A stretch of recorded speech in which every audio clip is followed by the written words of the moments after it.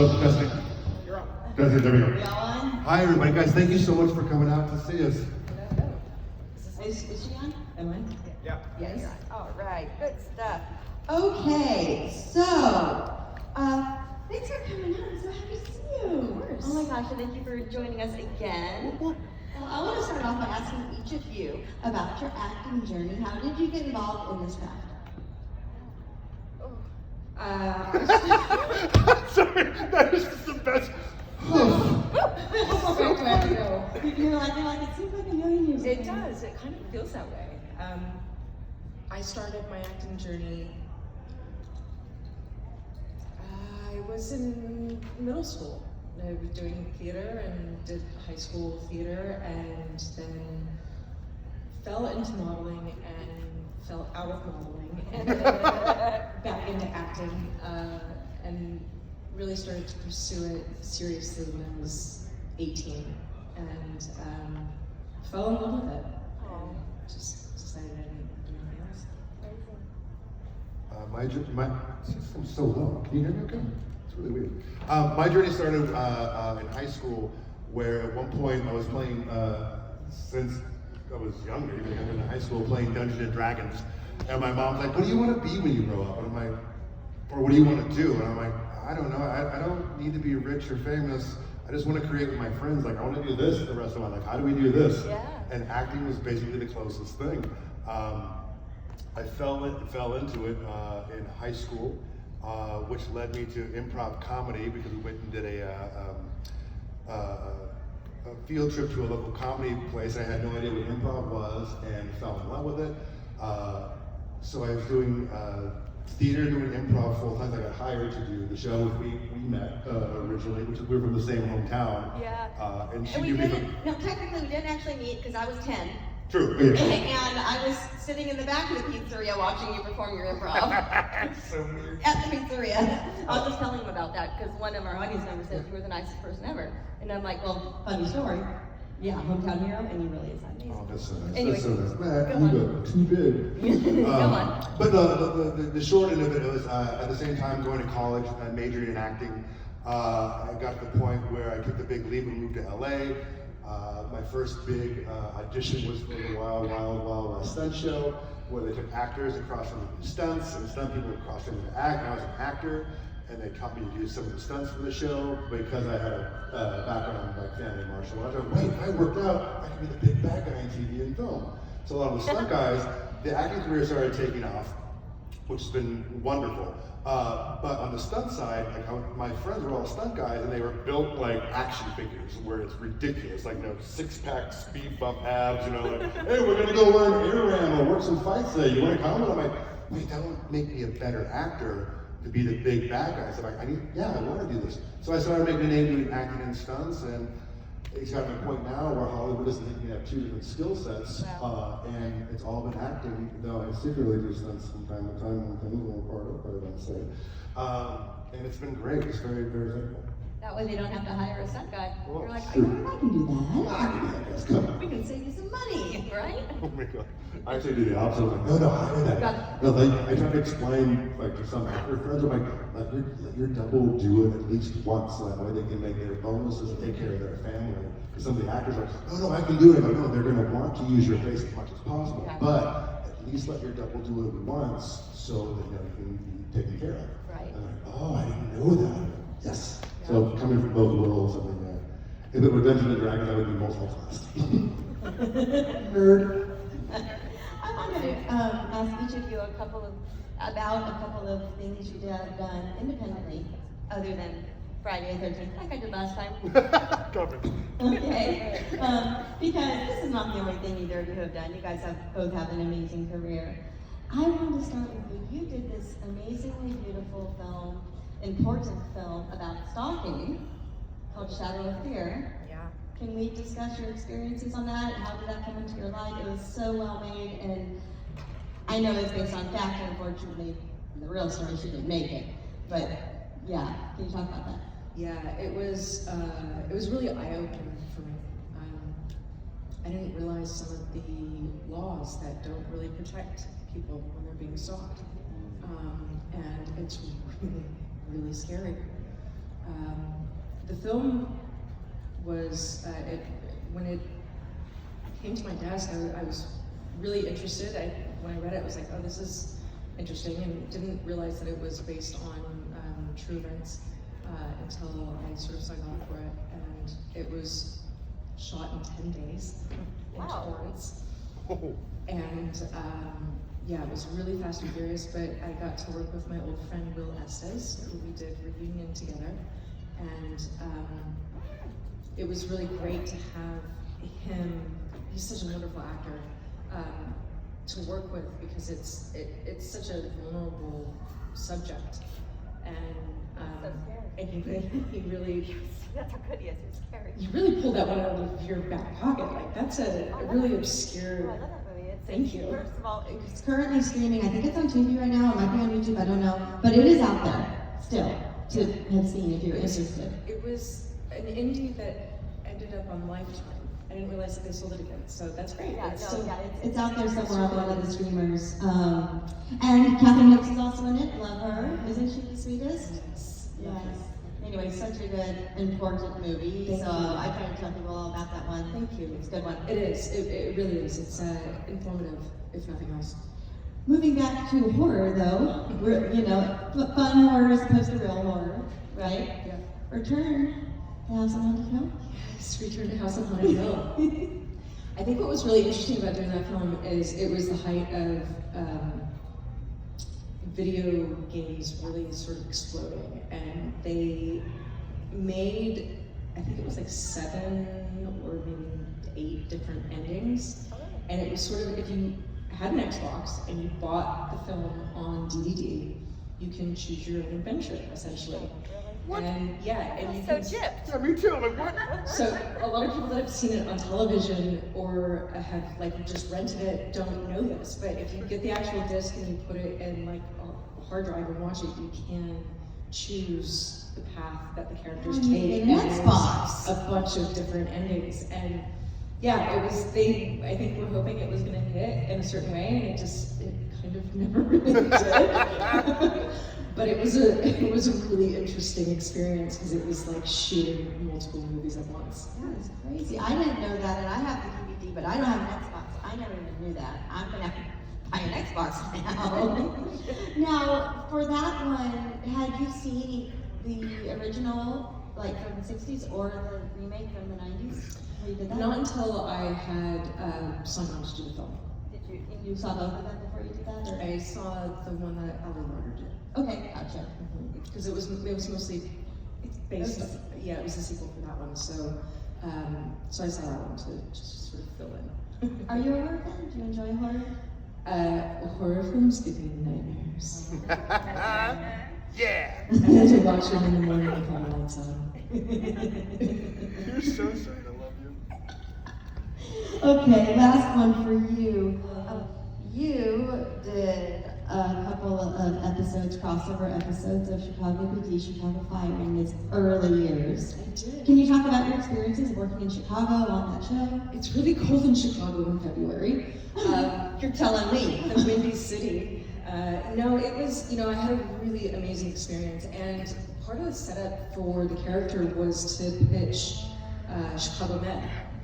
And so it was sort of like a pilot for Med without being a pilot. And it was their version of a pilot so that they could pitch it to the network to get Med to series. And yeah, it was a really interesting time for me. I had a young child, and so she was a pediatric doctor, and so there was all these like sort of little things that kind of I was able to lace into the character, and I had just come off the mentalist as well, and it was a really great group of people, and it was a fun project to be a part of, but it was just a short stint. Right. Yeah. Well, Med didn't take right away. Like 5 years later, it happened, right? But eventually Eventually it did. Eventually it did. Yeah. So, not bad. All right, so are you ready? Yeah.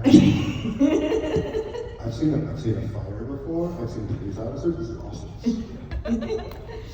So, your career in acting, playing monsters, all of it is so overwhelming to look at. So, Thank you. yes. I just pulled a few out. Can we talk about Dead Snow 2? I will lose my mind. I love that so much. Yes. Can we please? Yeah. Can I tell you stories? Tell me Ask a question. anything and everything you want to tell Can I me. tell you how I got involved with it? Please. And also we'll tie into the fandom. This is pretty cool. Please. So I try to explain to people how strange my life is. Where at one point I'm at home watching Dead Snow 1 on Netflix, which is in Norwegian and with subtitles. And those of you who don't know what Dead Snow is, it's a Norwegian Nazi zombie movie in the snow. Crazy. As I'm watching it, I'm like, oh my God, these Norwegian cats really understand the balance between violence and humor. And I go, these are the two sides of my coin. I'm like, oh man, I would love to work with them someday. And if you haven't seen the film before, it's very much like Evil Dead 2, where it's not sold as a comedy. It starts dead serious, but as it continues, it gets campier and campier, and on purpose. So, cut to like a couple months later, I get offered the job, and the reason I take the job is because it's the writer-director from the Norwegian writer-director, Tommy Wirkola. It's his first big U.S. feature, like multi-million-dollar show, and I was like, what? That's him? And so I got cast as Edward the Troll, where it's called Hansel and Gretel Witch Hunters, with Jeremy Renner and Gemma Arterton. And I got to be the giant troll Edward, where it starts off bad, but then, he's got a heart of gold and enjoys the main team and the main four. Most difficult job I've ever done in my entire life. It broke me physically, honestly. Also, that's what I'm saying. But the weird full circle was, at one point, I'm in a pub. We shot 3 months in Berlin. I'm in a pub in Berlin where Tommy hired, he couldn't put them in bigger parts, but he hired all his friends from Dead Snow as smaller parts of the film, and we're all hanging out in a pub in Berlin, and at one point, a guy walks over and he's like, hello, I am a producer from Dead Snow, and a lot of people do not know, but we're going to do Dead Snow 2. We're big fans of your work, and we know that you like Dead Snow, so we have written a part for Dead Snow 2 that we would like you to come to Norway to shoot. And I'm like, what? Can we leave now? Because I'm a huge horror nerd, and I love that series.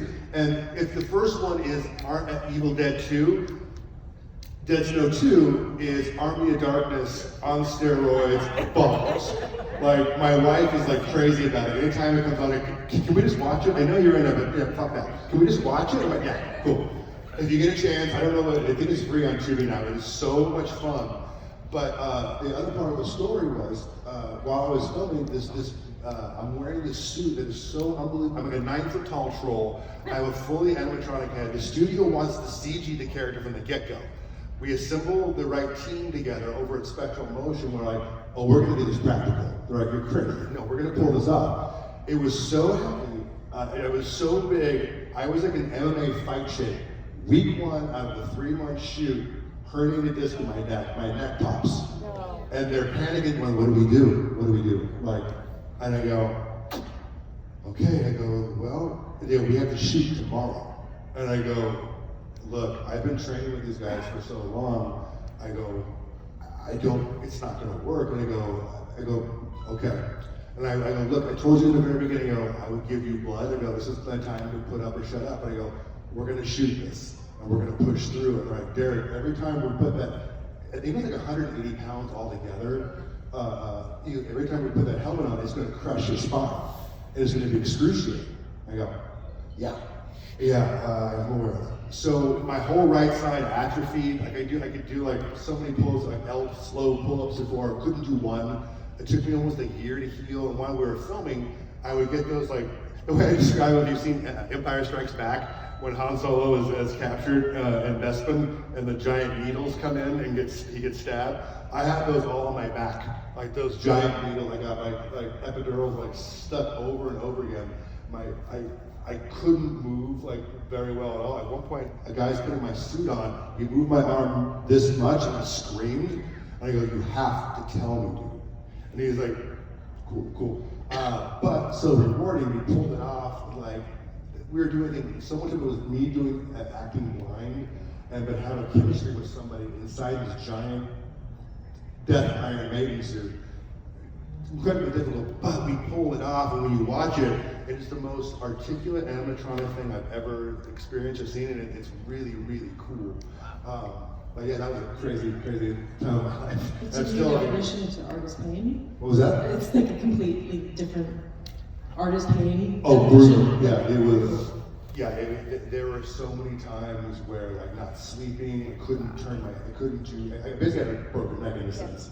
Crazy. But we pulled it off as a team, and Oh, yeah.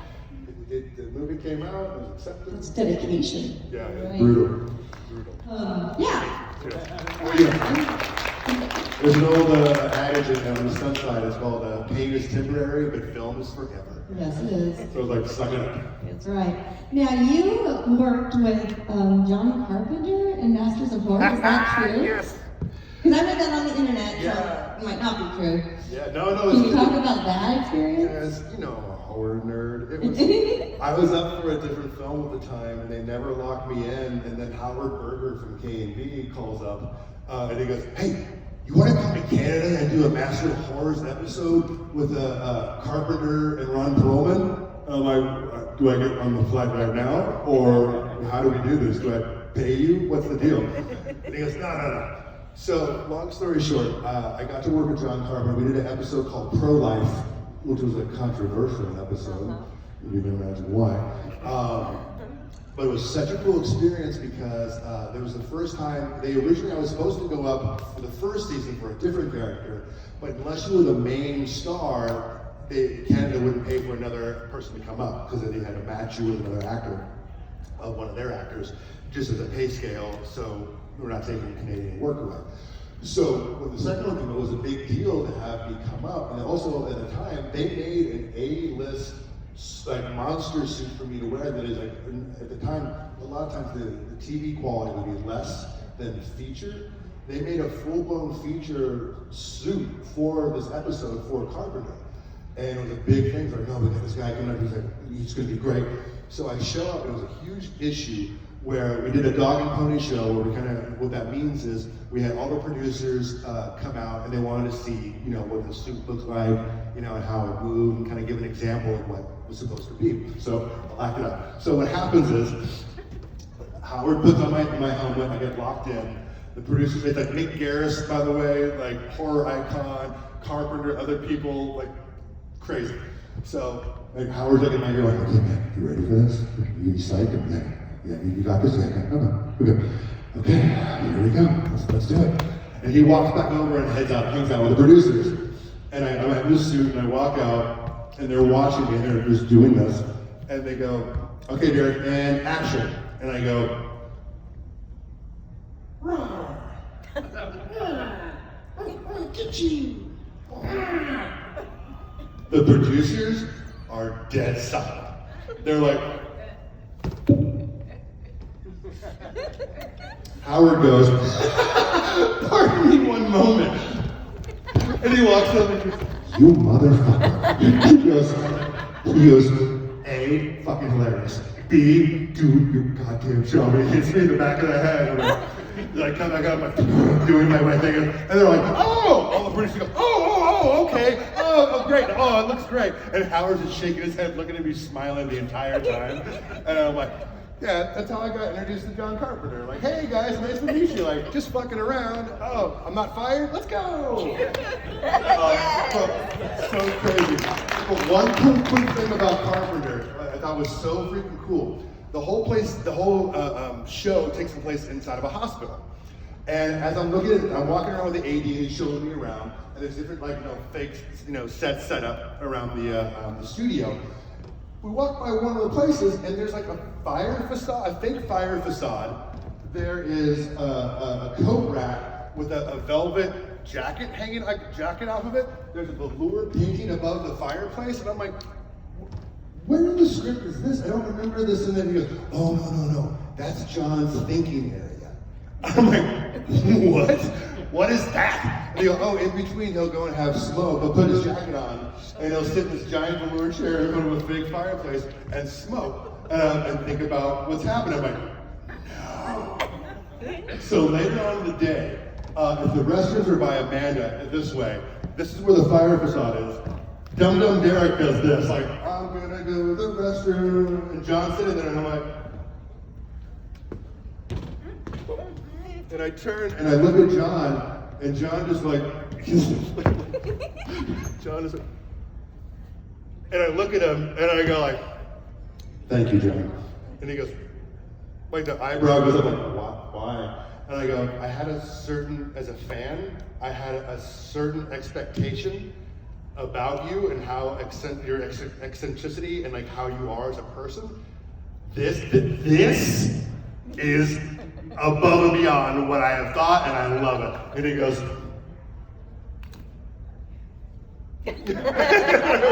oh my God, so cool. But then we started talking about video games. He's a giant video game nut, and we just hit it off, and it was so much fun. So I got to work with John Carpenter, and I don't believe it to this day.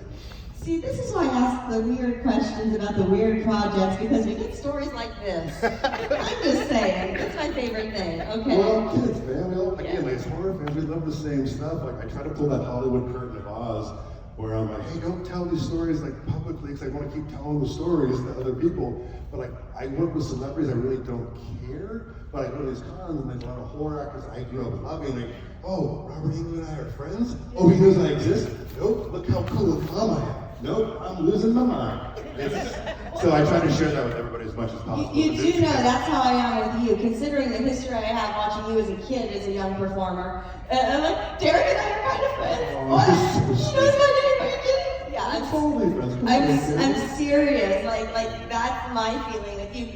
Based solely on that early childhood experience, and me starting to get interested in performing in that way. I was a figure skater performer, so like an athlete performer, right? But then I got involved in the theater and stuff, and I'm just like, I want to do that. He's so funny. Oh, How so can I nice. do that? Did you know also when we were, because the location for the improv bounced to a different location from time to time, did you know that I actually worked at that pizza parlor? Yes.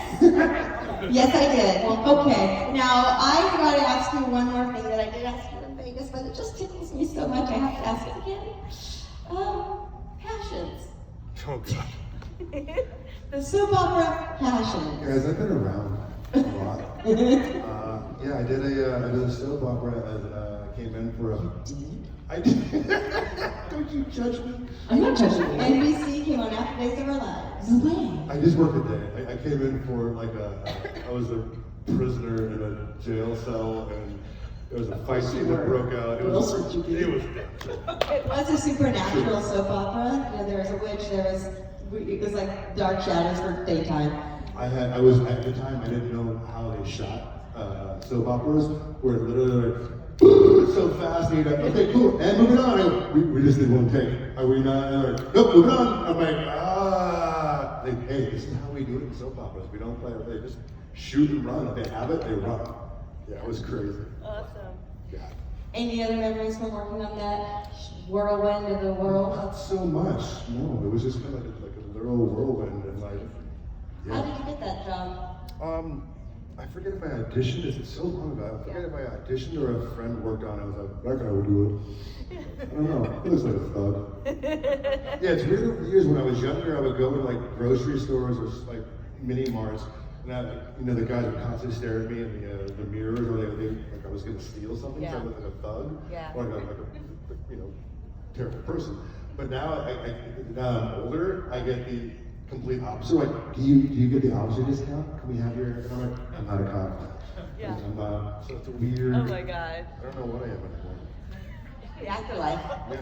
You all right? Okay, audience questions. Who's got it? Raise them up. Start with you. What was it like working with Ron Perlman? Ron Because Perlman. I've got a brother that got to meet him, and he says he's a fabulous person. Oh, he was super fun. At one point, being a fan of him because I was trying to be cool about it and not like lose my shit. Ron came over to me and he looks at me and he has that. Like, he's the type of gentleman who, when he thinks, he doesn't just talk. He takes a moment of pause to think about what he wants to say, and then he says it. And he literally walked over to me when we first met, and he looks at me and he just stares at me in my eyes and goes, "Sometimes you're the guy in the suit, sometimes you're not." And walked off. And I'm like, that's how I met Ron Perlman for the first time. That was pretty cool. I'm like, all right, I like it. I know you said that you were a big horror person and whatnot, and you weren't as big into horror. Were you guys into the Friday the 13th franchise before the 2009 remake? I watched the first one when I booked the job. And I had seen some of them when I was a kid. I was really too young, and my mom would always be like, close your eyes, to watch this part. And was traumatized for life. So I've never really been a horror fan, but I appreciate the horror fandom and the loyalty and how great the fans are with horror films. For myself, two things scared me as a child. One was the Bigfoot from $6 Million Man, which was Andre the Giant. And the other thing that gave me nightmares was Jason Voorhees. I always considered myself a horror fan before being an actor, because as a child, Friday the 13th is my favorite franchise. Jason's my favorite horror character. There are times, because I grew up with, I still have alopecia, though I can grow weird facial hair now, which is weird. But my hair would fall out when I was younger, so emotionally I was trying to figure out, it started happening in grammar school, figuring out who I was, because my hair would grow in, and it would fall out, and grow in. I'm like emotionally up and down, like, oh, I'm different, I'm a monster. And when I watched part 4 on the old school, like rent, VHS, and when Corey Feldman comes downstairs and he shaved his head to look like Jason, that's actually what I looked like at the time. I had little tufts of hair growing here and there, and I was like, oh wow, like I'm like a little version of Jason. Like, oh, that's okay, that's cool. To total mind tweak as an adult. Now I get to play that character and give a whole new generation nightmares. It's really mind blowing. So very, very grateful and thankful, and also thankful for everyone's love and support all these years. It's been phenomenal, honestly. You did step into like an impossible situation. It's so hard to take over characters like that, especially like Kane had played it for so long. So we were used to seeing Kane, and then we had Freddy versus Jason, and then you, right? And so it's like, oh, don't fuck it up. Right? That's a lot of pressure. Yeah, it's crazy. Because as artists, we all take it. If we all play Peter Pan in this room, we're all going to do something different because of our different life experiences and what we bring to the table. So it's never a competition. Sometimes fans will come over and oh, so-and-so's my favorite. I go, oh, it's not a competition. Like who you like. Because a lot of times the guy that you like is the one that brought you to the series. And anytime I do a reboot, I've been lucky to reboot a lot of iconic characters. When I meet with producers, I try to explain to them if they haven't done something like that before, I go, you have to be respectful to the fandom that brought that IP to where it currently is, but you have to take a risk for a whole new generation of newer fans who are younger, who have no idea what this is. So you put some sort of new spin on it, but the hope is, and always in my opinion, is that new generation likes that new one so much that they'll go back and watch the originals, all of them, and now you're part of the family. And a lot of times, I get so excited when fans come to the table, because a lot of times when someone tells me that, it was the first one I saw, I go, did you go back and watch the originals? And they go, oh yeah. And I'm like, oh, mission accomplished. That's exactly, welcome to the family. So very, very lucky. But also, it's a wild experience, because when we did 09, everyone, if you know, all the actors are stellar actors, and everyone's like blown up since then. But we're all still friends, and we all still communicate, and no one has an attitude. No one's like, do you know who I am? And like, no, hey, remember when we did that? Like, there's a time when Amanda on set stood up for me, which was so nice, because we were in the scene when she was chained up. I don't know if you remember this. I don't. Oh, awesome. There's a time when she's chained up, and we were doing the scene with that emotional scene where Jason is confused because he doesn't know his mother's only tied to love in the entire world, and she's no longer here. And so with her, he's confused, going like, I love you, you're my mother, I want to be, but also, you're the one that killed my mother, I want to destroy you. And so he's not taking he doesn't take hostages. that's not what's happening. He doesn't know what to do with her because emotionally, he's like, I want the love, but I also want to kill you. What do I do? And so when she would get into character, I've known Amanda worked with her and hung out with her on the show, even on the off times. A lot of us were hanging out and loving who she is as a person. And she would get into this emotional state, such a professional. She would lock into the zone and she would weep and like get in that zone. It would hurt me listening to her do that. And while we're doing the scene, while I'm deciding, if you notice when I hit like the gate behind her or whatever, like at one point, somebody off camera was talking out loud and making a joke or something. And Amanda, during my coverage, and Amanda turned and said, shut the fuck up. Like, why the fuck would you do that? Like, because like she was basically going like, just because he's wearing a mask, like he's an actor. Like, give him fucking the respect. Like, if he's doing it, you don't see what he's doing because they weren't watching. And so like she stuck up for me, and you know, in the middle of the scene, like put this person in their place, and I was like, oh man, like that was a real special moment for me. And I'm like, thank you. Like, it was I'm beautiful. sorry for the person that yelled at. I think it's, you know, when you're doing those emotional scenes, it's so hard to stay in that place. And, you know, I think sometimes the crew can lose sight of what it is that we do as actors, and the emotional space that we have to live in order to give the performance that is going to be on film forever. And in those moments, it's really imperative that there's respect for that, and we have the space to perform and to do our job. And those are the moments that it's our turn to be able to have our opportunity to do our job. And when the crew is lighting and they're doing all of their setup, that's their turn. So I think that sometimes that gets a little lost in the mix, and I'm a real stickler on it because I think it's important for actors to have the stage when it's their time to have the stage. For sure. The one thing actually, we talk about pulling the Hollywood curtain of Oz open. Sometimes actors get bad raps where they're like, oh, that guy was a jerk, or you know, oh, like when Christian Bale, like the famous thing when he yelled on Terminator and yelled at the lighting guy, I go, you're only getting one side of the story. I have friends who were there and saw everything go down, and I go, it's the lighting guy's fault. And I go, you don't understand it.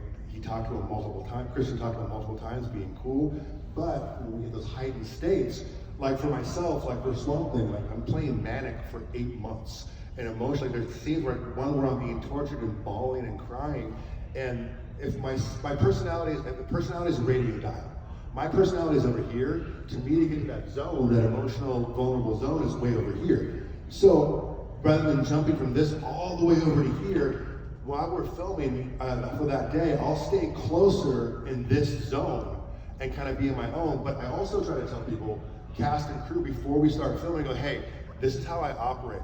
If I have an emotional scene coming up or whatever, I go, so sometimes when I come over, like I'm prepping to get into the zone, like, hey, so when you did that scene in this other film, hey, could you take the picture? I'm like, hey man, like, I'm losing my mind right now. I don't want to be, oh, you're so rude and turned away. I don't do that. So I explain to people, I go, if you see me there, and I go, I'm always open. I'm not trying to be a jerk. I go, but I still have a desk in front of me where I'm going through all my lines I've memorized, what emotionally I need to be in that scene, so you understand where I'm coming from.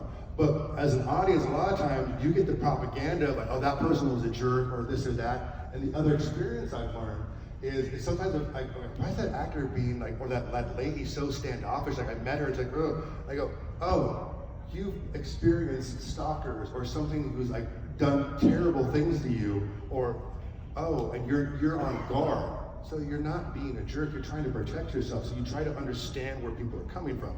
And for myself as an actor, I want to explain to everybody before doing that, so you don't just think, and I'm like, oh, that guy's so full of himself. No, I'm doing a scene where I've just lost my child coming up, and it has to be real for me, because if it's not, you're gonna be able to read as an audience member. So I'm trying to do my job. So I try to explain that Hollywood curtain of what we do. Again, with Amanda on, like, it was so emotional for Friday. She would professionally take herself to the side of the set and just hear her get into her zone, because we all have different processes to get emotional where we need to be. And hearing you wail at a certain time, like sob and moan, like I teared up just listening, you know, in the Jason outfit. Like it was so emotional and raw. It was a hard shoot. It was a great shoot. It was great camaraderie and a wonderful, wonderful cast, but it was a very difficult shoot to perform because of the emotional state, and especially for Whitney, because all of it was crying and screaming, and I really had a hard time sleeping because we were doing night shoots. I had such a difficult time sleeping during the day. So I was always just felt really drained and exhausted, which I used. I just think that works I with just character. put it into the character, and by the end of it, I felt like a vampire, and it took a few months to kind of just get back into a normal rhythm of life. Because the other thing people don't realize, a lot of times as an actor, you're basically lying to your body. Your body doesn't know the difference. So when you lie to your body, it sticks with you, and everyone has different ways they approach it, different techniques.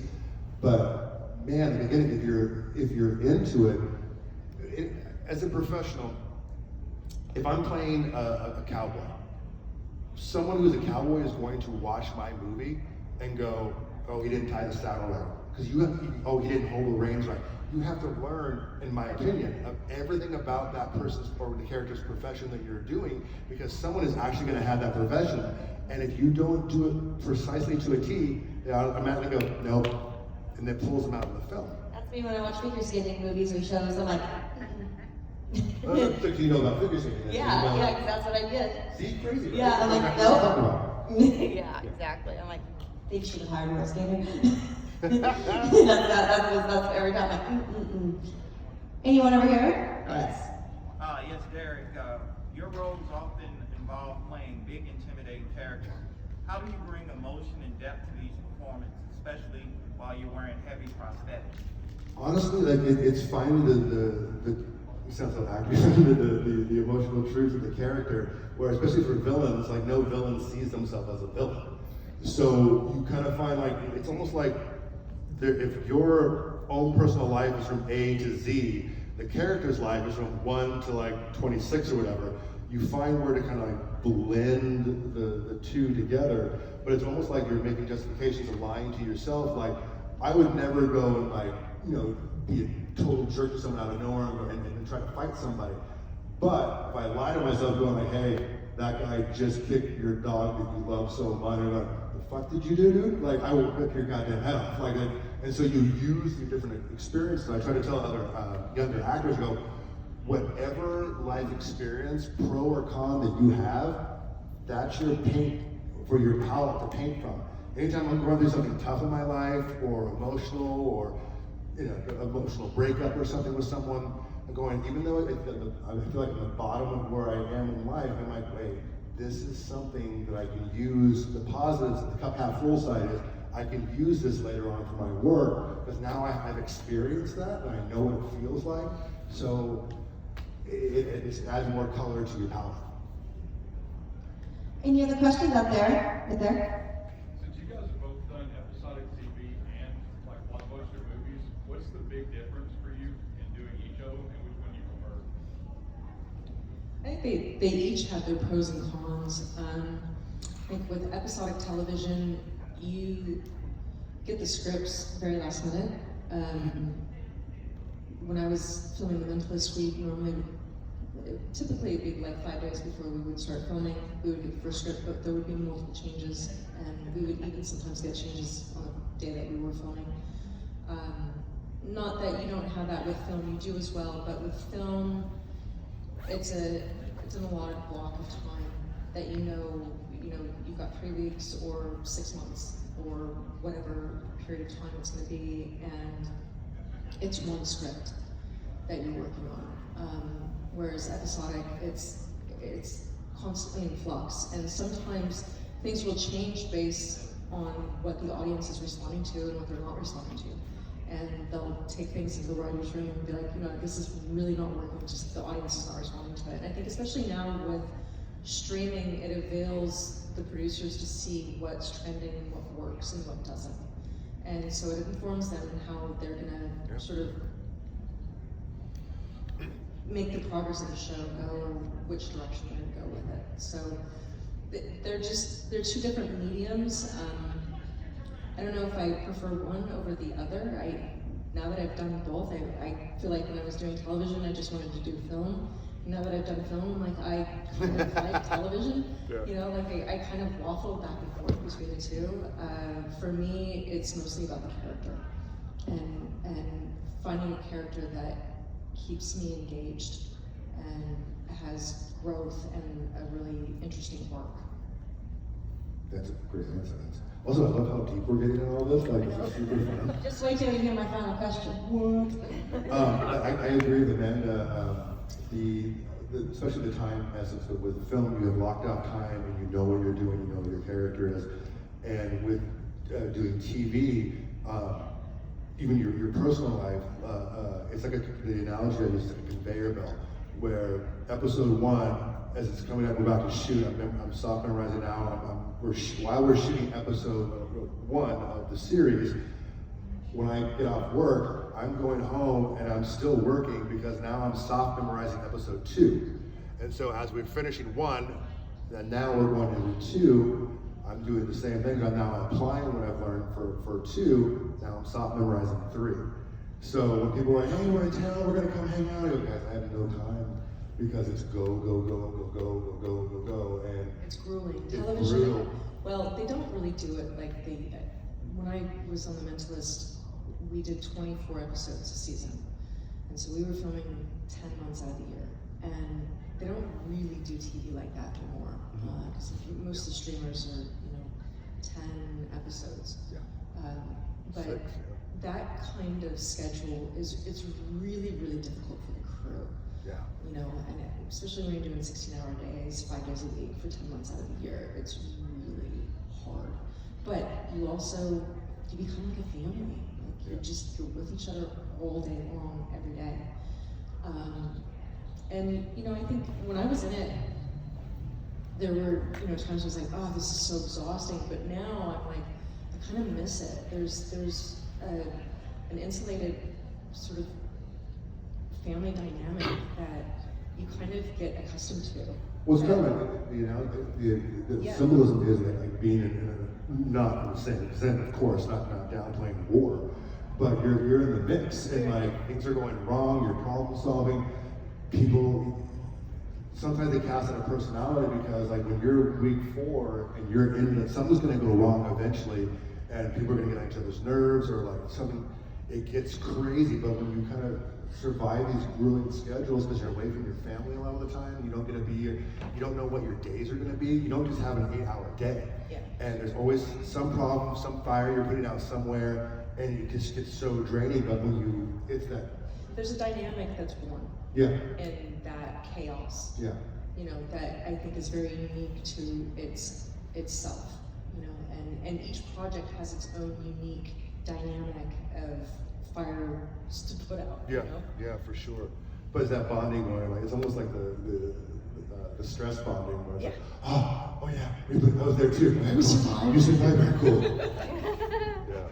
But again, we're so lucky to do what we do because that with TV and film, in my opinion, we're telling modern myths, modern mythology.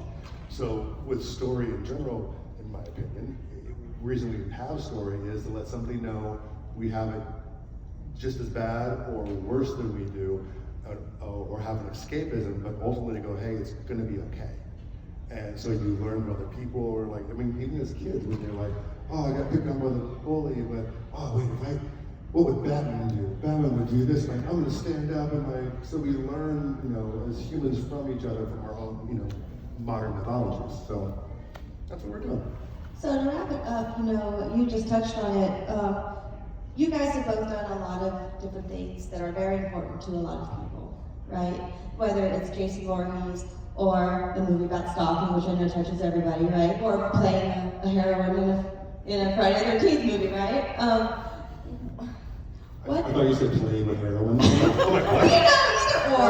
playing with heroin. Oh, no, that's bad. We don't miss that. Sorry, I'm so sorry. We missed that. What do you guys want your legacy to be? Go ahead, Derek. I'm really not worried about my legacy at all. Like my whole thing is like, I feel my purpose in life is to tell story, and I'm in a very lucky situation. Like I keep saying, I'm a fan representing the fans, and again, I want to open up as much as my experience to share with other people. I love that I can come out in between TV and film jobs to do conventions like this to say hi, because my whole thing is like, hey man, like my life philosophy is no one is better than anybody else. We all have skills in different areas, but you respect everybody until they give you a reason not to. So my job, I'm just here to tell you a story, man. I can't do what you do. Like if you're a groundskeeper, if you're a doctor, it doesn't matter what the job is. We all have an importance, and that to me, if I can help you through whatever it is, the story that I'm telling, that's perfect. That's great for me. I really don't think about my legacy at all, honestly. I want to tell meaningful stories, things that touch people's hearts, or change them, or entertain them. I just enjoy what I do, and I'm grateful to be able to do it. Yeah, for sure. Thank you guys very much. Thank you so much for coming out. This was Jibber Jabber. Like, I know we're all here because we love board, and even though like, the world is really kind of crazy and weird right now, I love that we can come to a place just to escape and like lean on each other and everyone be cool together in this fandom. It's a different fandom than most fandoms. Understand that. You guys are special, and thank you so much for the love. Thank you.